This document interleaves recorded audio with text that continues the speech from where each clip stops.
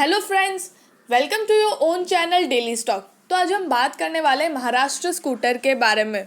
तो आपको इसमें इन्वेस्ट करना चाहिए या नहीं करना चाहिए, या ये शेयर को आपको अवॉइड करना चाहिए। तो अगर आप वीडियो को एंड तक देखेंगे तो आपको पता चल जाएगा कि आपको क्या करना है, इसमें इन्वेस्ट करना है या नहीं करना है।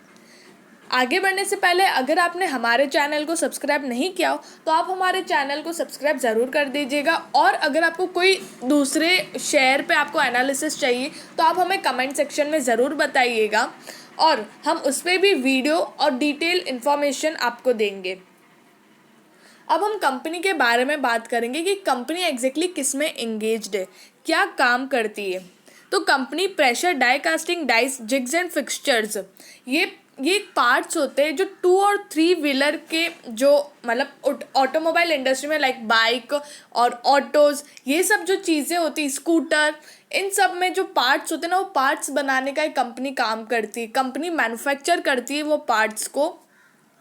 तो कंपनी एक तरह से एक ऑटोमोबाइल इंडस्ट्री है जहाँ पे 2 और 3 व्हीलर्स के जो पार्ट्स है वो मैन्युफैक्चर करती है।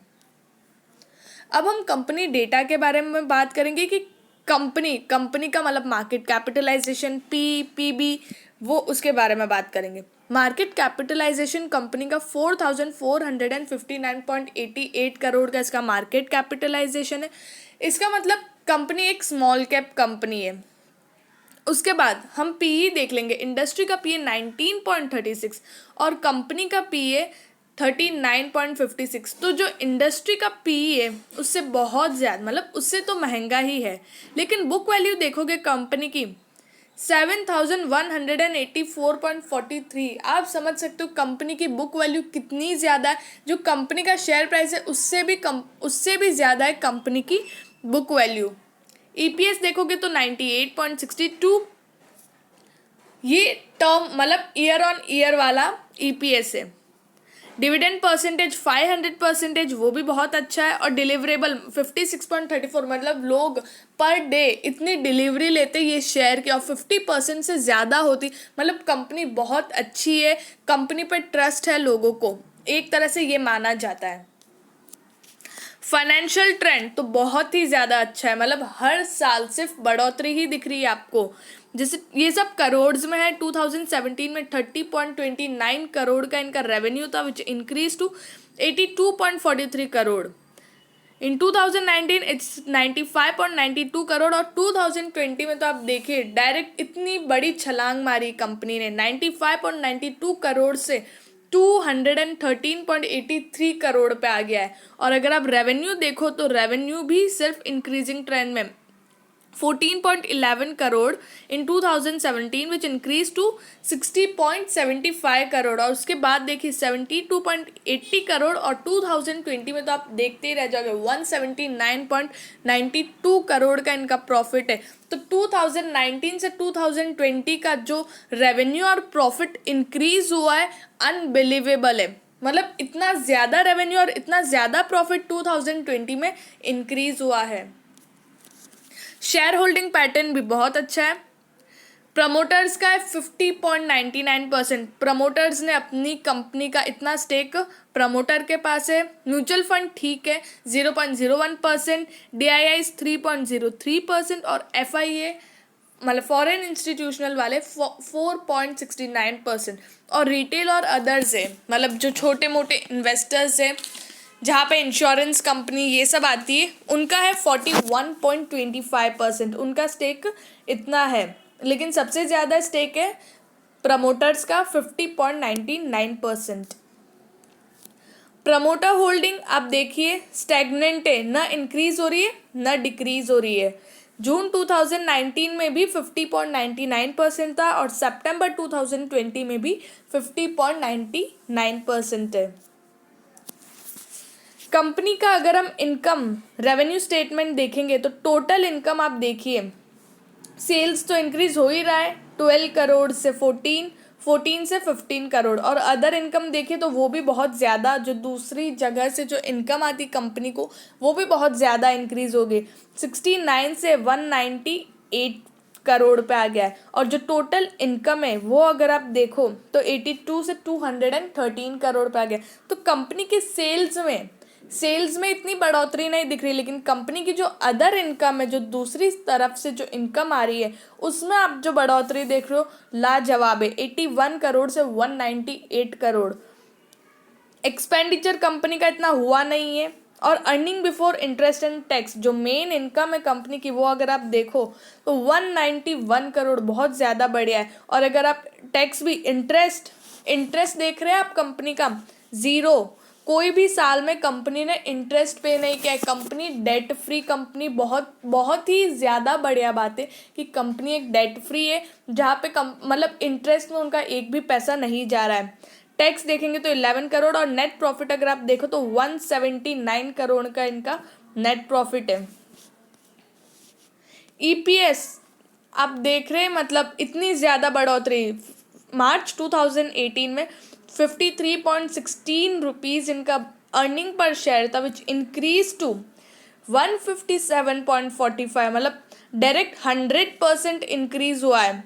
और बुक वैल्यू अगर आप देखो तो वो डिक्रीज होके इंक्रीज हुआ है, जहाँ पे 7,197 था 2019 में, और भी अच्छा था 9,907.79 रुपीज़, और वो थोड़ा डिक्रीज हो गया 2019 से 7,184.41। लेकिन एक तरह से अगर आप देखो तो 2019 से कम हुआ है, लेकिन बुक वैल्यू बहुत अच्छी है कंपनी की। कंपनी के एसेट्स अच्छे, कंपनी की लाइबिलिटीज़ कम है और एसेट्स बहुत ज़्यादा है।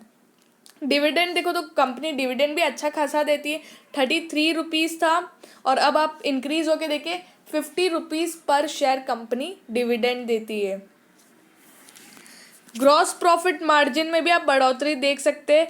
503.69% था, विच इंक्रीज टू 523.97%। इतना ज़्यादा इंक्रीज हुआ है, लेकिन 2020 में ग्रॉस प्रॉफिट मार्जिन, क्योंकि कंपनी का रेवेन्यू, कंपनी का सेल्स इंक्रीज हुआ है, और उससे अगर आप कंपेयर करो तो ग्रॉस प्रॉफिट मार्जिन भी 1259.24%, मतलब कितना ज़्यादा इंक्रीज हो गया है। 1259.24%, बहुत ही अच्छी बात है। ऑपरेटिंग मार्जिन, कंपनी के जो ऑपरेशंस जो चलते हैं मार्केट में, अगर हम ऑपरेटिंग मार्जिन निकालते हैं तो वो भी देखिए 497.63%, विच इंक्रीज टू 513.26%। और अब आप देखो तो 1247.43%। ऑपरेटिंग मार्जिन भी इतना ज़्यादा इंक्रीज हो गया। नेट प्रॉफिट मार्जिन देखो तो कंपनी का प्रॉफिट भी बहुत ज़्यादा इंक्रीज हुआ है। कुछ 2019 में 70-80 लगभग कुछ उनका नेट प्रॉफिट था, और अभी 179 समथिंग कुछ। तो नेट प्रॉफिट मार्जिन भी उसी तरह से इंक्रीज हुआ है, 502.23% से 1170.32%, डायरेक्ट डबल हो रहा है। मतलब कंपनी का gross profit margin, operating margin, net profit margin 500 है तो 1000 हो रहा है, मतलब उससे भी ज़्यादा इंक्रीज हो रहा है। कंपनी ने बहुत अच्छा रिटर्न दे दिया एक साल में। अगर लोगों ने 2019 में मतलब कुछ शेयर्स खरीदे होंगे तो आप उनका रिटर्न देखें तो वो भी डबल हो गया है। रिटर्न ऑन इक्विटी 0.64% रिटर्न था इक्विटी पे, तो वो भी बढ़ के कितना हो गया 2.19% हो गया है।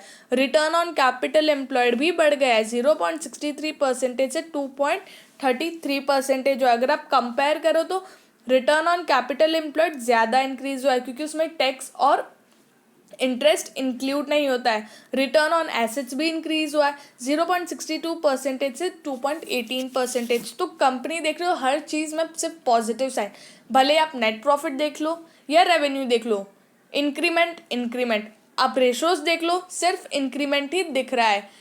कंपनी इंटरेस्ट पे नहीं करती क्योंकि कंपनी डेट फ्री है। सारी जो भी न्यूज़ है, मतलब जो भी आप फैक्टर्स देख रहे हो, सिर्फ एक पॉजिटिव चीज़ आपको बता रहे हैं। करंट रेशो अच्छा नहीं है कंपनी का।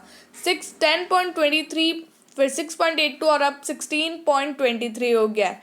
क्विक रेशो भी 6.67 और 15.95। तो कंपनी का कैश फ्लो अच्छा नहीं है, कंपनी का करंट रेशो क्विक रेशो अच्छा नहीं है, आइडियली 2:1 होना चाहिए, यहाँ पे 16.23 है।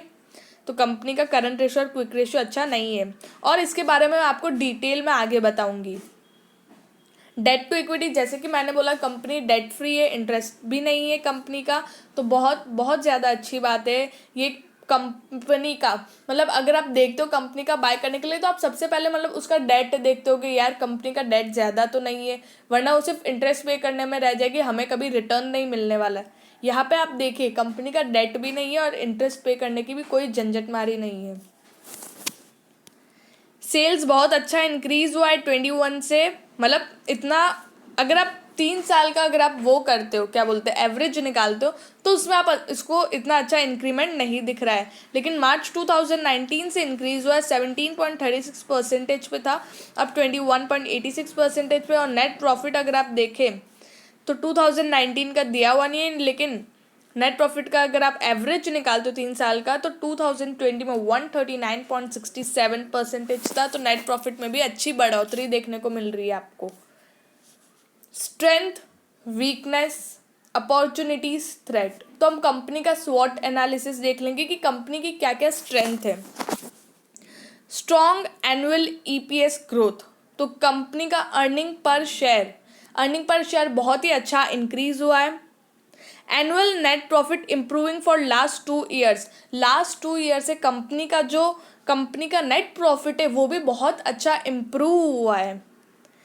एफआईआई, एफपीआई और institutions increasing their share holding, बहुत ही पॉजिटिव बात है। फॉरेन इंस्टीट्यूशनल्स वाले भी अपना जो स्टेक है कंपनी में इंक्रीज कर रहे हैं, बहुत पॉजिटिव साइन देता है आपको ये। Company with no debt, zero debt है कंपनी का। Company with zero promoter pledge पे नहीं रखा हुआ है कंपनी ने अपने कोई भी स्टेक को। Strong momentum, price about short, medium and long term moving average, मतलब जो आपको एक स्ट्रॉन्ग मोमेंटम शो कर रहा है मूविंग, जो शॉर्ट, मीडियम और लॉन्ग टर्म मूविंग एवरेज अगर आप देखोगे, अगर आप टेक्निकल एनालिसिस को फॉलो करते हो इन्वेस्ट करने के लिए, तो वहाँ पर भी आपको स्ट्रॉन्ग मोमेंटम शो कर रहा है कि आप इसमें इन्वेस्ट कर सकते हो। कंपनी की 6 स्ट्रेंथ है। अगर हम वीकनेस देखेंगे, poor cash generated from core business, declining cash flow from operations for last 2 years.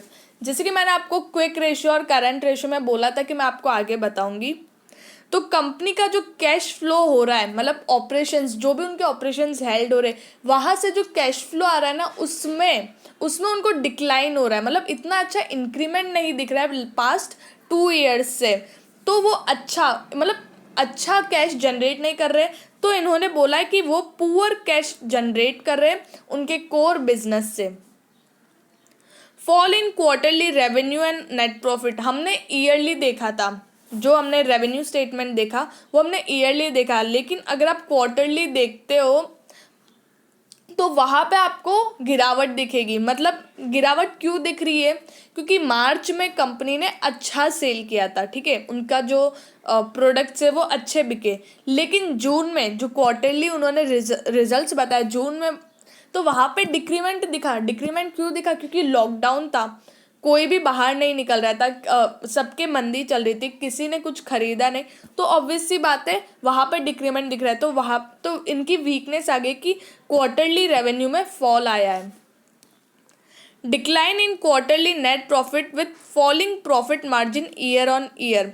अगर आप प्रॉफिट मार्जिन देखते हो ईयर ऑन ईयर, तो प्रॉफिट मार्जिन में इनका डिक्रीमेंट आ रहा है, क्योंकि मतलब इनके जो ऑपरेशंस है वहाँ से इनको अच्छा कैश रिसीव नहीं हो रहा है, जनरेट नहीं कर पा रहे, तो उस वजह से जो प्रॉफिट मार्जिन है वो डिक्रीज हो रहा है year on year. Recent results, declining operating profit margin and net profit margin. अगर आप क्वार्टरली देखते हो तो इनको जो प्रॉफिट मार्जिन और नेट प्रॉफिट मार्जिन है, क्वार्टरली नहीं ईयर ऑन ईयर अगर आप देखोगे तो वहाँ पे डिक्रीमेंट दिख रहा है। अगर आप प्रॉफिट जो कैश से कंपेयर करते हो कितना जनरेट करे, तो उसमें अब आप देखोगे तो वहाँ पे आपको डिक्रीमेंट दिखेगा। तो ये इनकी 4 वीकनेस है। अपॉर्चुनिटीज़ हम देखेंगे, negative to positive growth in sales and profit with strong price momentum. जो सेल्स नेगेटिव, मतलब अच्छे से सेल नहीं हो रही थी, नेगेटिव में जा रहे थे, वहाँ से इनका पॉजिटिव ग्रोथ होने लग गया। अब सेल्स और प्रॉफिट में अच्छा मुनाफा होने लग गया है और एक स्ट्रॉन्ग प्राइस मोमेंटम शो हो रहा है इस कंपनी के शेयर प्राइस में। RSI indicating price strength. RSI indicating price strength मतलब ये RSI एक इंडिकेटर है, टेक्निकल एनालिसिस में होता है। वो प्राइस स्ट्रेंथ आपको इंडिकेट कर रहा है, मतलब प्राइस अच्छी बढ़ेगी। RSI क्या इंडिकेट करता है कि कंपनी में स्ट्रेंथ है, कंपनी में ग्रोथ है और इंक्रीज हो सकता है price. Highest recovery from 52 week low, जो 52 वीक लो पे टच हुआ था, कंपनी ने टच किया था, वहाँ से इन्होंने अच्छी रिकवरी की है और ऊपर आ गया है शेयर। थ्रेट्स इनके ज़ीरो है, इनको कोई भी किसी बात का डर नहीं है। तो ये था हमारा स्वॉट एनालिसिस। अब हम कंपनी का जो करंट प्राइस है वो देखेंगे। कंपनी करंट प्राइस मतलब 3,836.50 रुपीज़ पे अभी करंटली ट्रेड कर रही और इनका 5 ईयर हाई देखोगे तो 4,950। 5 ईयर हाई से अगर आप देखोगे तो 1,000 रुपये आपको कम में मिल रहा है और इनका रिटर्न देखोगे 5 ईयर हाई का तो 169.20% लोग।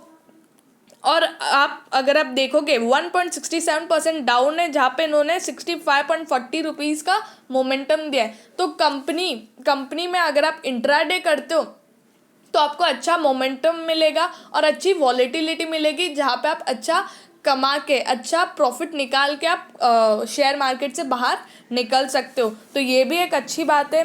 हाँ, तो अब हम बात करेंगे कि आपको इसमें इन्वेस्ट करना चाहिए या नहीं करना चाहिए।